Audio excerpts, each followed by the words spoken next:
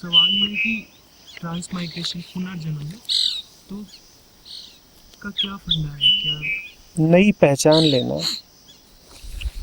अपने आप को कुछ और समझने लगना,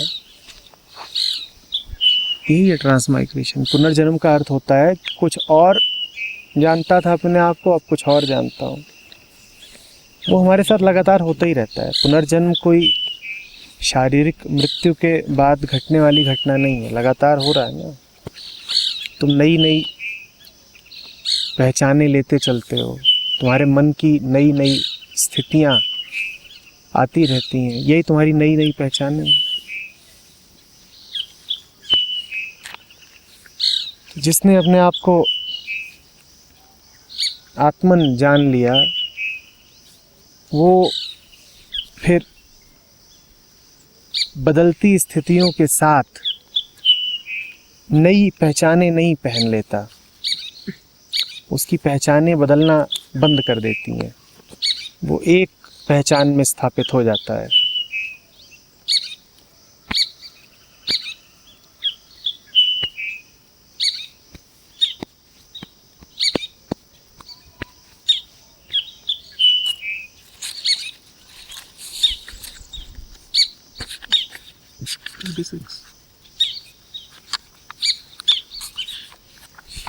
सर जो फिजिकल डेथ के बाद वाला जो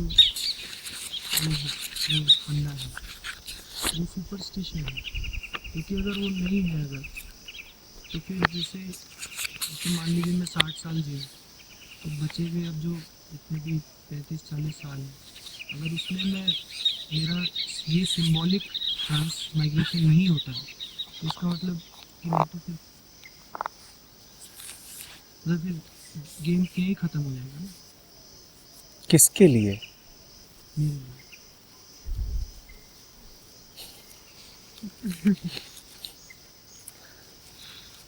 तो मैं एक सर कर्मा को तो सबसे ज़्यादा जोड़ा ही गया रीबर्थ से, स्पेशली हाँ, तो जो कर्म से जुड़ा रहता है वही है। कर्म माने सब पिछले ना, जो अतीत से जुड़ा रहता है उसके लिए भविष्य भी तैयार रहता है, तो है। मेरे को ऐसा लगता है, ठीक है, ये बस एक मान्यता है कि एक मैक्रोकॉस्मिक एक लीनियर प्रोग्रेशन है टाइम का, इसमें 10 साल पहले ऐसा लगता था, मैक्रोकॉस्मिक लीनियर प्रोग्रेशन। इसलिए तो क्या तो किसको समझाऊं, किसका पुनर्जन्म होगा, इसका या 10 साल पहले वाले का? पुनर्जन्म किसका होगा?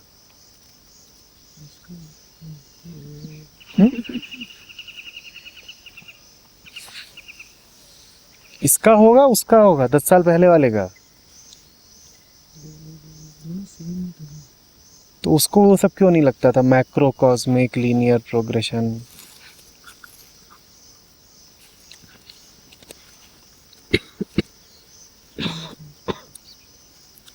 दस साल पहले वाले को ये सब क्यों नहीं पता था, ये जितनी बातें तुम कर रहे हो? तभी शब्द नहीं थे, तभी ज्ञान नहीं था, जो भी ये सब नहीं था, तो ये सब इन चिंताओं में पड़ता भी नहीं था। हाँ,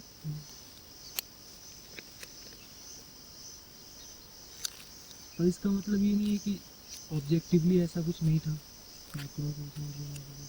क्योंकि सिर्फ रहा होगा किसी के लिए। अभी भी है, इसकी क्या गारंटी है? तो किसके पुनर्जन्म की बात करें? तुम तो 5 साल बाद और भी कुछ बातें बोलोगे, किसके पुनर्जन्म की बात करें?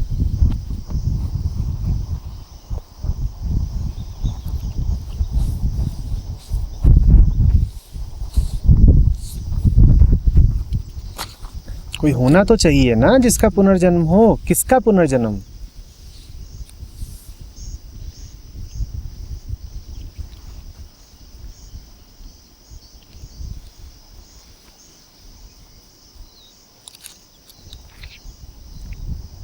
इन्हीं टेंडेंसीज का, यही जो बदले जा रहा है तो ये तो आ रही हैं जा रही हैं। ये बॉडी के बाद भी चलता रहेगा। 5 साल पहले यही था शरीर।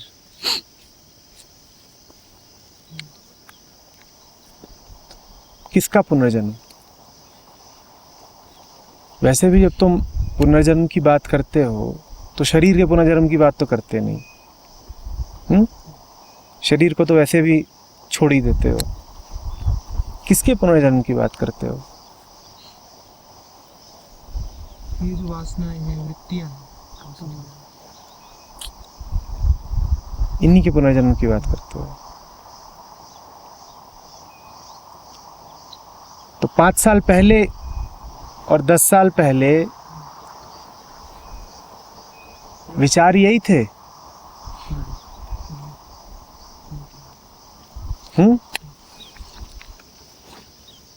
मूल वृत्ति शायद यही रही होगी। अहम वृत्ति के अलावा तो बाकी सब बदलता ही है।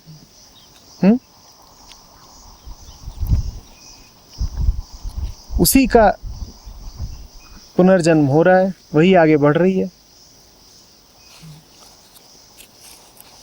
वही बढ़ रही है ना। और वो अंशु तो नहीं है, वो अंशु की वृत्ति तो नहीं है। क्यों? क्योंकि वो वृत्ति सब में एक जैसी है। जो कुछ भी अंशु जानता है कि ये अंशु की विशिष्टताएं हैं, वो तो सब बचती नहीं है। उनका तो सबका आना जाना लगा ही रहता है। अंशु की नाक, अंशु के विचार, अंशु के कपड़े, अंशु का शरीर, अंशु के संबंध, ये सब तो इनका तो आना जाना लगा ही रहता है। एक चीज़ है जो आती जाती नहीं है, अंशु की अहम वृत्ति। अहम वृत्ति इनके साथ रहती है ना, और खुद में मतलब अगर उसका पुनर्जन्म होगा तो उसकी तो पूरी टीम है ना, ये आइडेंटिटीज, बिलीफ, तो इनका भी उसके साथ ही ये आके उससे लगती रहती हैं और हटती रहती हैं। ये सब तो मक्खियाँ हैं जो गुड़ के ढेले पे आके बैठती हैं और उड़ जाती हैं। वो जो गुड़ का ढेला है वो नहीं बदल रहा, पर जो गुड़ का ढेला है वो अंशु का है नहीं, वो तो सभी का एक ही है। सभी का एक ही है ना, वही अहम वृत्ति। उसी पे ये चीजें आ जा रही हैं, उन्हीं को तुम फिर पुनर्जन्म बोल देते हो। वो तो हो ही रहा है ना लगातार, कि नहीं हो रहा है? यही पुनर्जन्म है। और जब तक वो वृत्ति है तब तक पुनर्जन्म चलता ही रहेगा, चलता ही रहेगा। पर किसका पुनर्जन्म चलता रहेगा? या अंशु का? अहम वृत्ति पुनर्जन्म लेती रहती है अनेकों रूपों में, अनेकों रूपों में। अंशु का कोई पुनर्जन्म नहीं होता है। अहम वृत्ति के एक जन्म का नाम अंशु है। अहम वृत्ति के एक जन्म का नाम अंशु है। और अंशु भी कौन सा? अभी वाला। थोड़ी देर बाद के अंशु को पूरी स्वतंत्रता है ना कि वो अपना नाम अंशु से बदल के अंशुमान कर ले, कि नहीं है? है कि नहीं है? तो अहम वृत्ति के तत्काल के जन्म का नाम होता है अंशु। अहम वृत्ति के इस पल के जन्म का एक नाम होता है सुष्मिता। अहम वृत्ति के अभी के एक जन्म का नाम होता है अपार, पेन। समय के छोटे से छोटे बदलाव के साथ नए जन्म होते ही रहते हैं। तुम उन जन्मों को बिल्कुल नए नाम दे सकते हो। कोई चाहे तो ये कर भी सकता है कि हर पल वो अपना नाम बदलेगा। नहीं कर सकता क्या? कौन रोक सकता है? और जो ऐसा करे बड़ा होशियार आदमी होगा, क्योंकि ठीक ही कर रहा होगा। तो अहम वृत्ति का पुनर्जन्म चलता रहता है।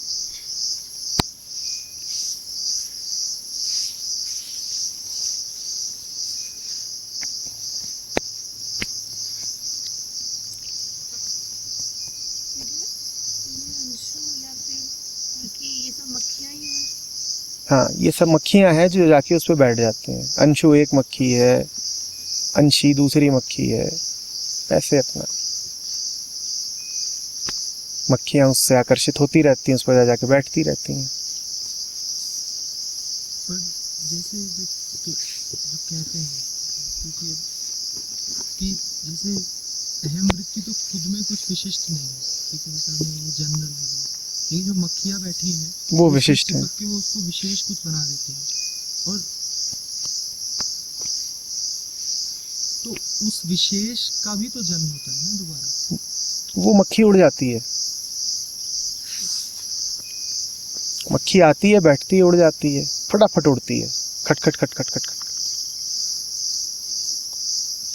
जो उड़ गई दोबारा नहीं आएगी, आएगी भी तो किसी और समय पे आएगी, तो वो आना अलग कहलाएगा।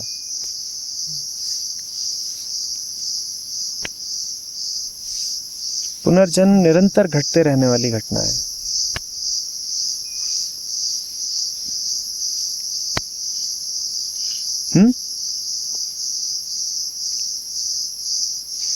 लेकिन मक्खी को क्या लगता है कि गुड़ का ढेला वही है, मैं भी वही हूं, तो उसको लगता है जैसे कि एक धारा है, उसको ऐसा लगता है जैसे एक कहानी है, एक प्रवाह है, एक कॉन्टिन्यूटी है।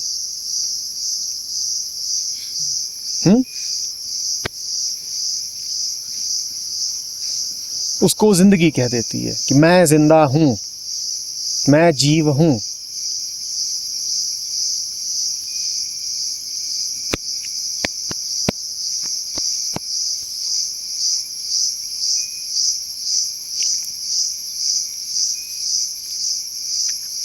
अहम वृत्ति बीच में बैठा हुआ गुड़ का ढेला, एक मक्खी के साथ जुड़ा एक जीव, दूसरी मक्खी के साथ जुड़ा दूसरा जीव, तीसरी के साथ जुड़ा तीसरा जीव। भाई मक्खियाँ चारों ओर भिन्न भिन्न आ रही हैं, जा रही हैं, अपना जीव बन रहे हैं, बदल रहे हैं, पेड़ पौधे दुनिया में जो कुछ है वो बन रहा है, बदल रहा है।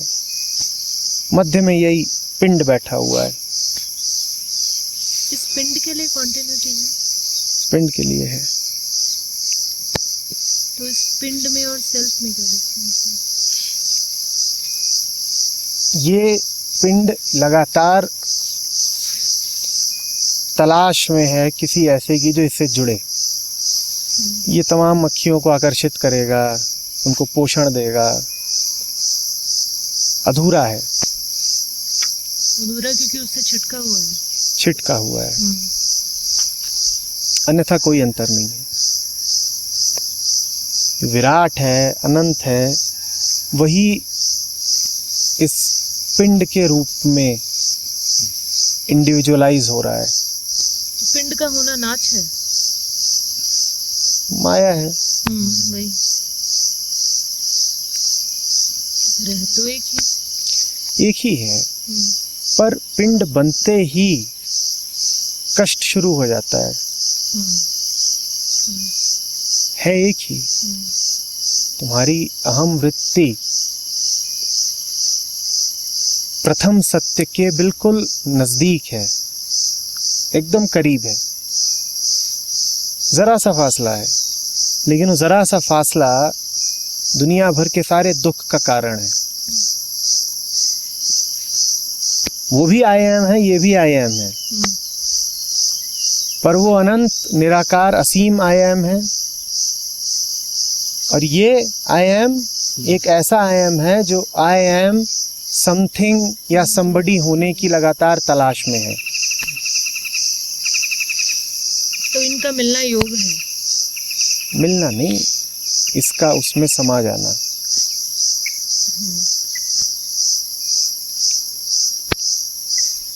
तो सर जैसे कृष्ण गीता में कहते हैं कि जो मेरी तरफ आरूढ़ हो गया और वो फिर पूरा इस जन्म में नहीं कर पाया, वो मर गया, तो फिर उसकी जब ये जो यात्रा चलती रहती है, तो मेरे मन में ऐसा मॉडल बन गया है कि जैसे 70 साल का आदमी है मरते वक्त, और ये कहानी हो जाती है कि मरते वक्त किसी ने हिरण को देख लिया, अगले जन्म में फिर वो हिरण बन गया, उसको वहाँ पे मोह हो गया, कि मरते वक्त जो भी मक्खियाँ बैठी होंगी वहाँ पे, जो स्पेसिफिक जो तुम्हारे होंगी, वो फिर दूसरा शरीर ले लेंगे। और ये तो बहुत कॉमन एक तुम अपने आप को जो कुछ भी जानते हो उसका कोई दूसरा शरीर और ये कुछ नहीं आएगा।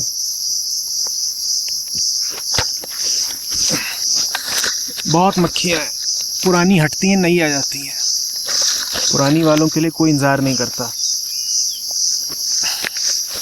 अनंत मक्खियाँ हैं, समझ रहे हो? अनंत मक्खियाँ हैं। कोई तुम्हारे लिए वैकेंसी बचा के नहीं रखता है कि अभी मरे हैं 70 साल के होके तो अब अगला जन्म फिर इन्हीं का होगा। ये जो मरा है ये मर ही गया है, इसका कुछ नहीं बचेगा, इसका कुछ नहीं बचेगा।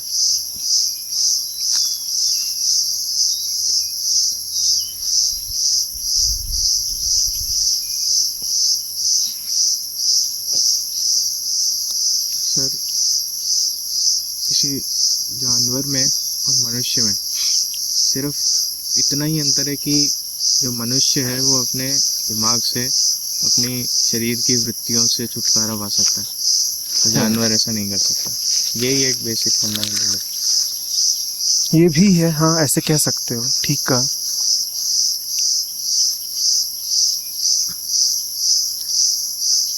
दोनों दिशाओं में कहो। शरीर की वृत्तियों से छुटकारा पा सकता है और जो पहले से वृत्ति चल रही है उसको और सघन भी कर सकता है। इमेंस पॉसिबिलिटी है दोनों तरफ।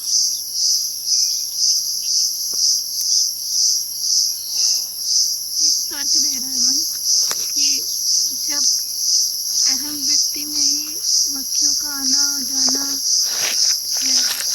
तो क्यों फिर इस स्क्रिप्चर के साथ जुड़ गए? ऐसे भी एक दिन वैसे नहीं करना है, मतलब एक एक कंटिन्यूस पढ़ना है। तुमको कष्ट है इसलिए पढ़ोगे। हम वृत्ति का पैदा होना ही कष्ट की शुरुआत है।